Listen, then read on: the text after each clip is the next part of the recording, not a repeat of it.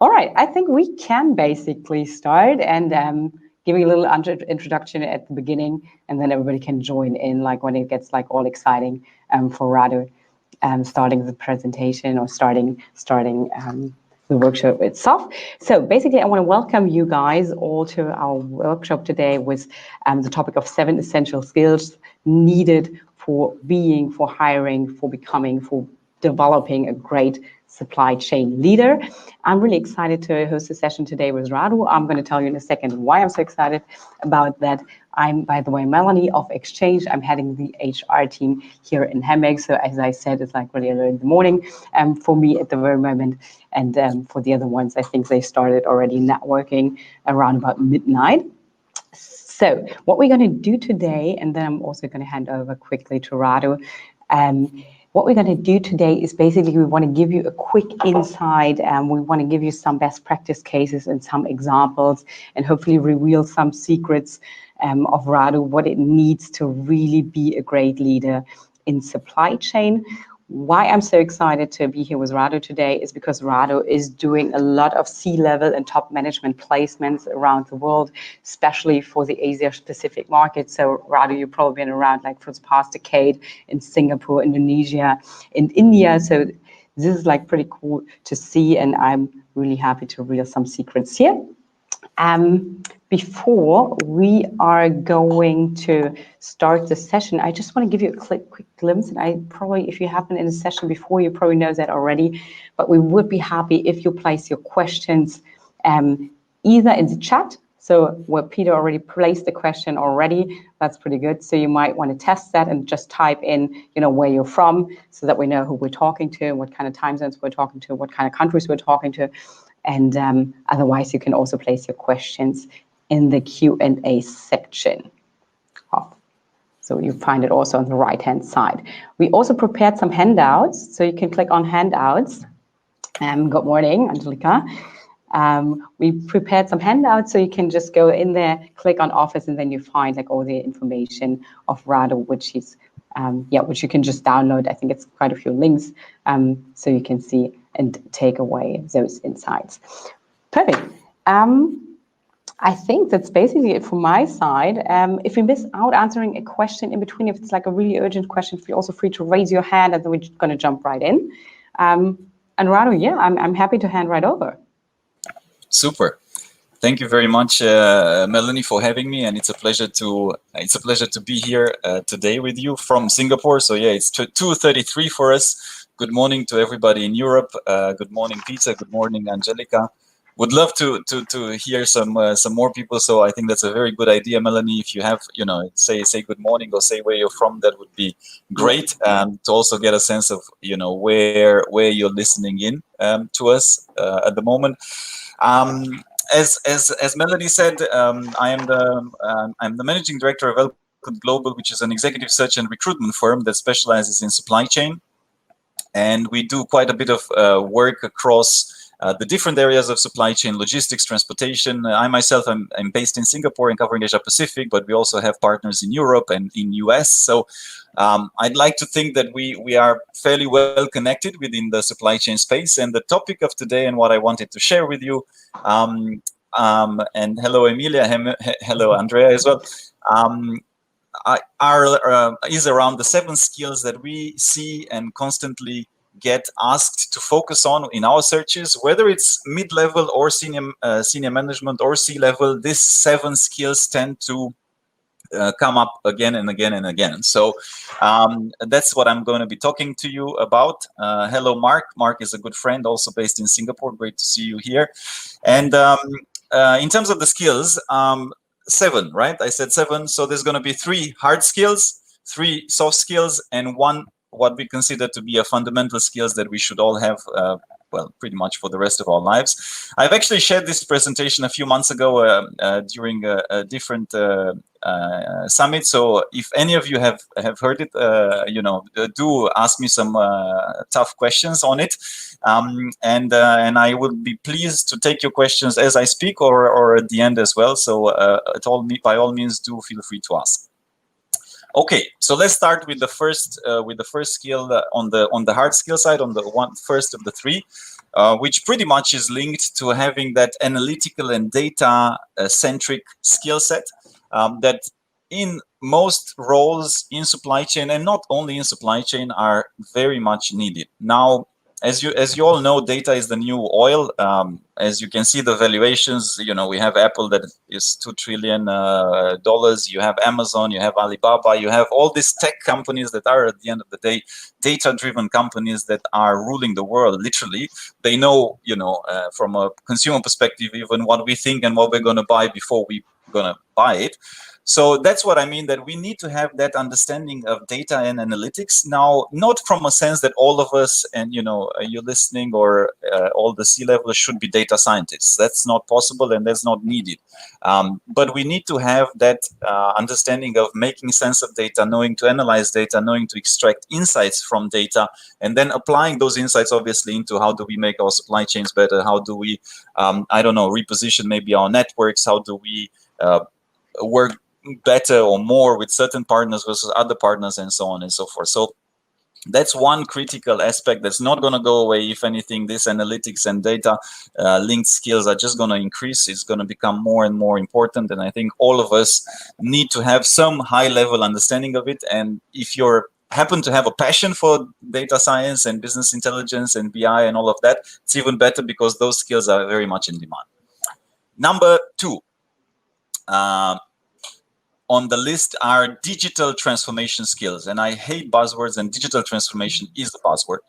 In my view, it has been overused, and to a point where maybe it's lost a little bit the significance. But what do I mean by it? I mean transforming a process, having the skills to transform a process, whether it's it's in your supply chain or manufacturing, or at the end of the day in your admin or back work, or back end of the organization, or in operations, and making it digital and more effective. So I think where a lot of people miss a little bit the point is that you don't just do digital transformation for the sake of it, right? You don't just do blockchain or AI or machine learning for just because it's cool and all these buzzwords are cool.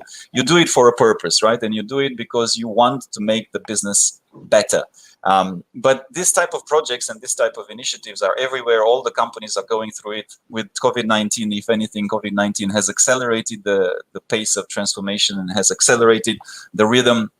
We see, obviously, in manufacturing, we have Industry 4.0, which has a wide palette of different initiatives that fit very well into this category, let's say, broadly speaking, of digital transformation. So it's important to be involved, to have exposure, and to have done as many as such projects as possible. And the more global scale, the better, in my view. We have a client, for example, again, it doesn't have to be complicated. You can do a robotic process automation project, let's say, and you maybe do away with the paper trail for a certain specific process and make it digital and make it automated. That counts as a digital transformation project, because you save time, you save money, and you save resources for the company. Another client of ours did finally manage to move from an Excel-based sales and operations planning to a system that they implemented across the world. It's not a very complicated or complex system, but that process of managing to get everybody on board and managing to transform the way they did SNOP took a while, and it's quite complex. And for them, that was extremely useful for the organization. So that's an example of not necessarily fancy, but it's a digital transformation project that helped a lot. And that type of skill set is heavily and highly needed.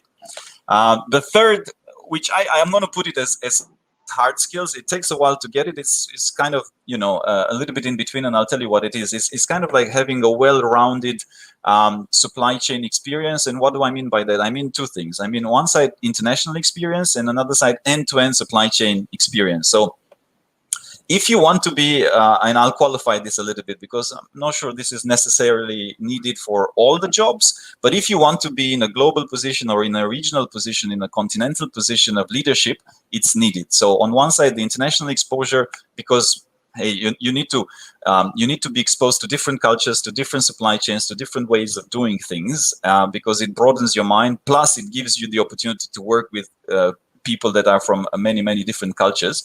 I would say, if you want to be in a global role, you need to spend some time in Asia.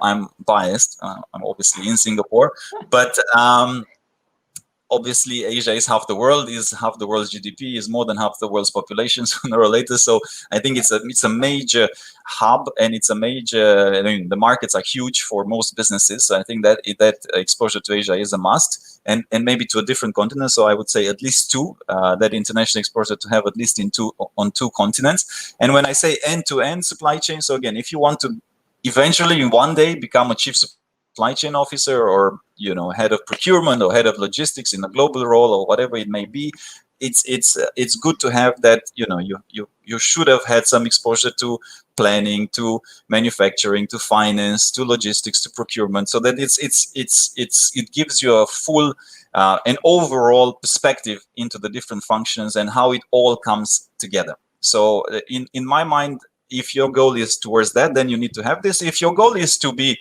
very specialized into one function or one area of expertise, then it may not be as necessary. Good to see many other people joining in. I'll just take a moment to say hi to Alexei, Maran, and Melanie. No, Melanie. That's me. I just said hi. That's fine. Melanie's back Keep with track us. on the side chat here, on the side chat. There you go. Radu, may I ask you quickly a question in between? Is like, if you're talking about, I mean, you said like exposure to Asia is like one big topic, like in really gaining this international experience. Do you have any other kind of insights or tips, like how we can acquire, or how potential future leaders in supply chain can acquire the skills quickly, and to what extent do they need to do that? Well, the quicker the better. So I guess we live in a fast forward world. Specifically for one tip that helps hugely, immensely, and I think especially when you're at the beginning of the career, but no matter the stage of the career that you're at, it helps a lot, is to have very good mentors. So if you want to shortcut, if you want to learn faster or progress faster, I think it's very important to have very good mentors. And you don't need to have just one, you can have a few, and it might be different mentors for different areas of your career, or your at the broader level of your life. But I think that helps, in my experience, that helps the most, because they can tell you, okay, this is what you need to do. They've walked in your shoes, right? Mm-hmm. Most likely. They're very well versed in a certain area. Maybe they're usually much more senior than you in supply chain or logistics or whatever it may be. And they can help you fast track your career. I'll give you an example. One of my clients actually was sitting in a presentation like this. He was the managing director for a company. And he actually talked about mentorship and helping others, and it's his desire to help others. And one of the young people in the room, which wasn't part of his company, said, "Hey, would you want to be to mentor me?" And he was like, "Okay, I don't know." But eventually he did mentor this gentleman. And fast forward 5 years later, that gentleman, I think, leapfrogged 3 promotions, and funnily enough, actually ended up working for for his mentor in a company, because a role actually popped up and it worked out quite well for them. But irregardless of that, having these strong mentors, I think, can help you shortcut a lot of these things and give you good tips. So that is the first kind of tip that comes to my mind in terms of how can you accelerate. And if I am to pick up on the other 3 soft skills, which I do believe that sometimes, if not most of the time, soft skills are much more important than hard skills. So usually it's not the top accountant that makes it to become to be CFO, right? It's kind of the same in supply chain, right? Usually it's not the most, it's not the best in the nitty-gritty work that ends up becoming the chief supply chain officer, because it's a different skill set. And some of the key skill sets, number one, and this is the funny part about this, is that we had a summit with about 12 panels a couple of months ago, and we always asked, what's the key skill that you think is necessary for the future supply chain executives and so on. And this one skill came up at every single round, every single panel discussion. So I know you're wondering what's that skill. I'm just building some suspense. So that skill, and maybe it's quite, I mean, in many ways it's common sense, but it's highly important. It's presentation skills. It's how do you present? How do you tell a story and get buy-in from the organization, from the C-level, from the board, from your bosses, heads of department, whoever it may be, right? So I think that's something that sometimes or a lot of times is lacking in supply chain, because in general in supply chain people are practical, right? Are come sometimes from an engineering background, they get stuff done, right? It's an industry, it's a function where people are there to, you know, move things, make things, get stuff done. However, that's not by itself is not enough. You also got to tell a story and make it interesting and capture an audience so that they give you more importance in terms of, you know, your role and your purpose in the organization. So example, right? It's one thing to present to a C-level, oh, I've managed to increase truck utilization by 25% and da. If you continue along these lines, and you might have heard presentations like this, I tell you for sure that the executives will be bored within 30 seconds of your of the presentation itself. Why? Because you're not connecting to what they care about, right? So that presentation skills to be able to say and adapt to the audience and say, look, I'm increasing the business revenue because I'm saving cost here, and I'm increasing customer satisfaction here, is a different ball game to truck utilization. So that's one. And two, a second story that is linked to this presentation skills that I wanted to share with you is also about keeping it very simple. A lot of times presentations are extremely complex. That's not what it should be. It should be simple. It should be for the layman, for the simple person to understand, because a lot of times executives are not necessarily they're simple, but they want very clear, concise, and to the point type of presentation. So one of the largest transformations in the history of transportation was the transformation of DHL Express. I don't know if you're familiar with that, but Ken Allen took over as CEO, and in 2008, when DHL Express lost or was losing about 2 billion euros, and when he left as CEO, he's now board member of DHL and in a different position. But when he left as CEO in 2018, I think, the company was making 2 billion euros. And talk about presentation skills, Ken allocated a big chunk of that success of that transformation to the ability to present and get people on board this transformation, and do it with radical simplicity, he calls it. He even has a book. If you have time, do look out the book. It's a gem. But he says radical simplicity. What does it mean? It means you need to, you know, even if he was the CEO, he was always thinking, how do I present to my careers so that they understand what we are doing here? You know, that there's three principles that he tried to do. One of them was being crazy about your customer, right? And he was always thinking, how do I tell that to them and present that to them that they can understand it? And he would even use songs, right? Because a song forces you to be simple. It's one tune, one song, you know, it's one theme. And that's what he was doing. So again, I think this element of presenting and getting really good and crafting good presentations is critical for supply chain professionals. And the more you go up in your career, the more critical it gets. I'll fast forward a little bit because I just want to make sure that you have time to ask me questions as well. Number two in the soft skills is change management skills. So basically, again, linking it to the hard skill of digital transformation. There's so many things going on. As you know, change is the only constant. I think all the organizations are constantly transforming. So being able to take the team on that journey from where they are now to where they need to be is absolutely a must. I mean, remember also that lesson of change management and a little bit of leadership, right? Because if you're a leader and nobody's following you, you're just taking a walk, right? So in change management, you take the whole team with you and walk in the same direction.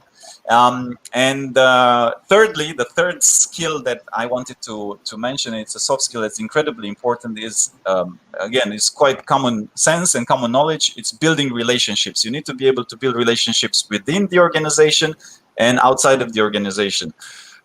You're not going to be able in supply chain to do things by yourself. You need to get the buy-in from sales, from operations, from finance, and so on and so forth. So unless you're able to drive that and to be a partner and to make it a win-win, it's not just about us, it's about we're not going to get anywhere far.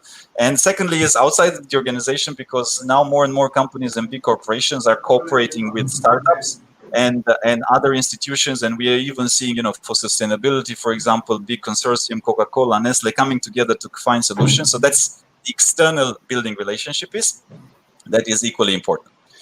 And so these were the three hard skills, three soft skills, and fundamental skill that I wanted to share. And after that, I would love to take your questions. And by the way, feel free to write them already. I'm looking forward for them, to them.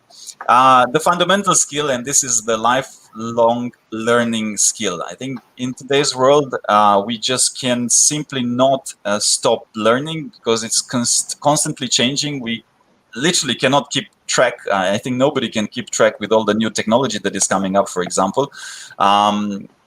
We constantly need to, potentially now there's so many courses online. We need to go back to school in some ways, keep ourselves learning and finding new things and experiencing. I mean, have quite a few chief supply chain officers that recommended they're actually on a path that every 2 years they go back to this kind of two-week intensive program where they share with other industry leaders and at the same time get exposed to new models in technology and supply chain and so on. That's one way to do it. You can do it much more regularly as well.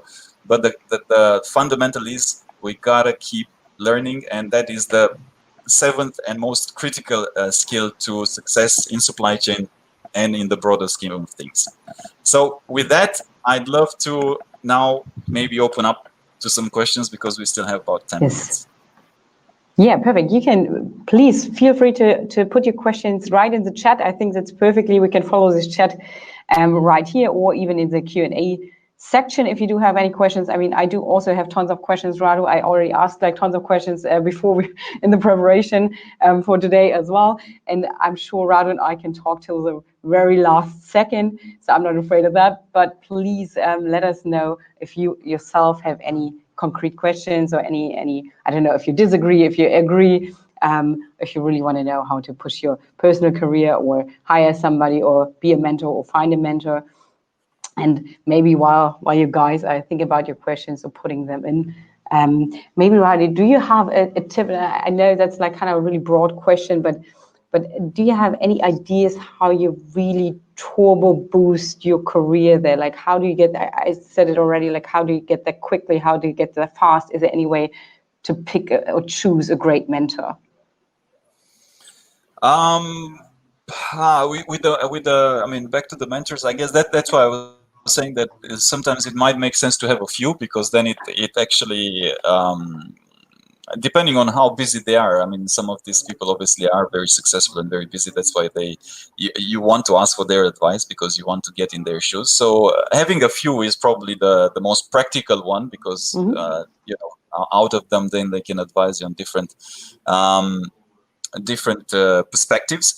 And also in terms of just to kind of move or to give a different scenario in terms of how else you can turbocharge if you want the career, and I at that point with the international exposure is highly important, because I do think that being a procurement manager in your country versus being a procurement manager, for example, in a different continent is, it's twice as intense in terms of learning opportunities. So I think that is key.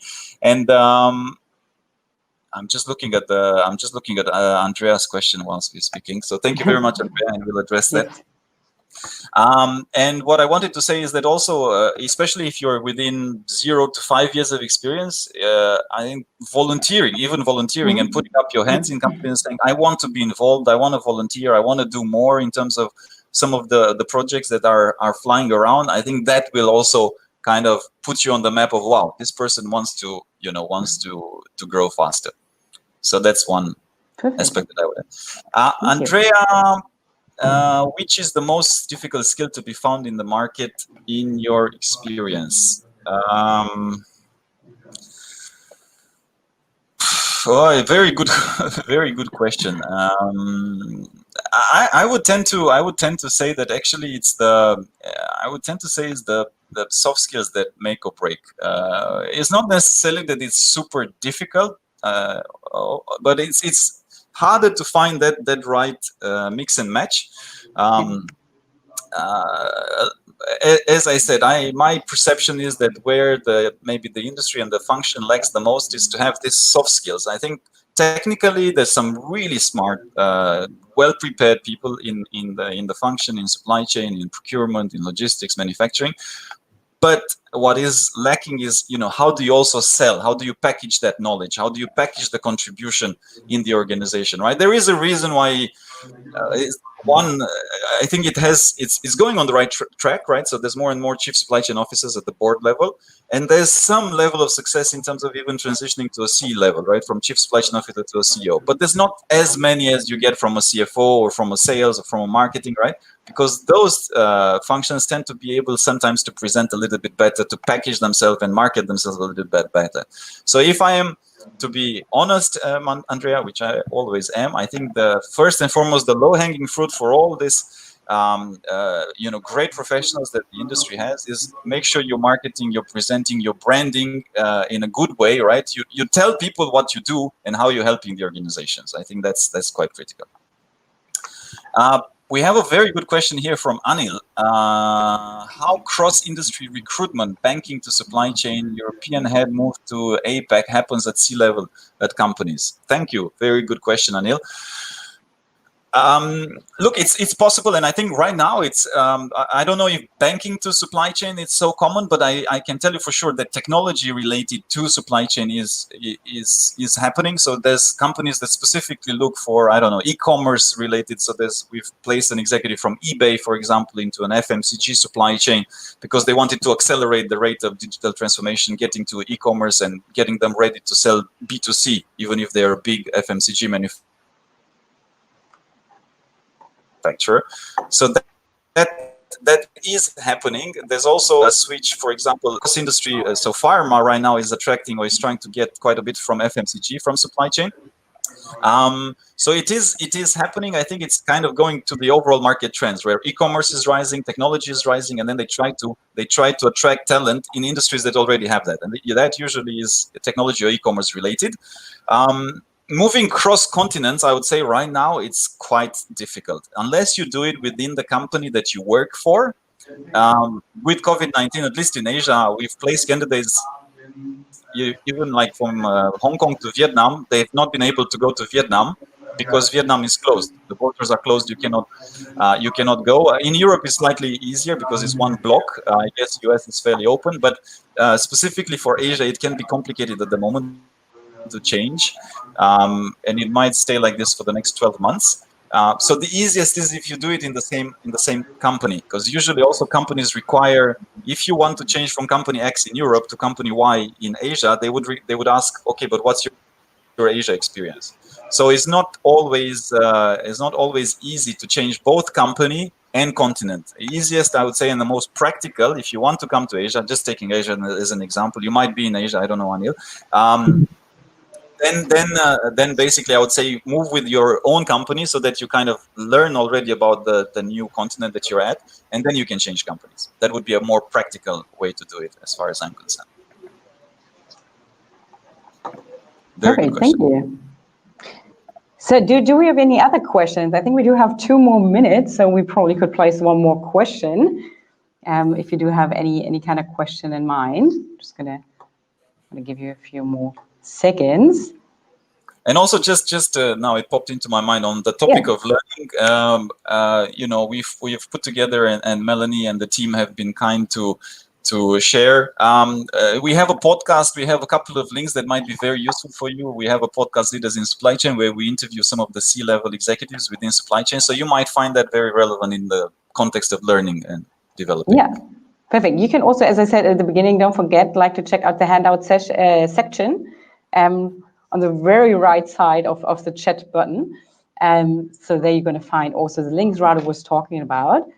Then thank you so much, Radu. It was a pleasure having you today here. Thanks everybody for joining. Thanks for asking your question. Thanks for participating.